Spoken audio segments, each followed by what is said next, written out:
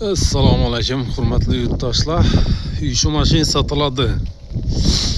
Kim qiziqish bildirsa, nomerlarni qo'yaman. Nada? Ekranda. Mashin yurt turibdi. 16 milyon so'm puli bahası. Telefon urib, gaplashib egasi bilan olib ketaveradilar uydan. Tek olib boraman degan gap yo'q. Doğru kilitni urib haydab ketaveradilar.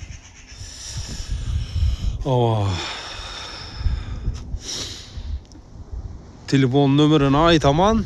Kim qiziqish bildirsa 93'lik 740 69 77 Mansur desengler.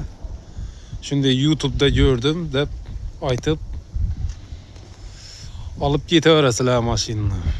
Hech narsa yo'q. Yine elde tarafına sürüp beramen sizlere numarları evvelce çıkan neysiyelerden sidine iç tarafı dumzor miyaki nala kareysi maşillah çıkıpırdı ku Şunla Kore'den gelən mi, Özbekistan'da başta çıkan mı, birinci dayvanı nesi, 95-96 yıllarki motor ikilik, ağanla 3 yıl oldu, motor açmadı hala, 3 yıl içinde hayda bir yeniyesi, içindesi banda yine taze maşin alındı, köresini yine sataya atırım, hayda bir. Eğer de haklasılar olsa telefon urun, savdalaşın. Menzil Xorazm viloyati Xanqa tumani.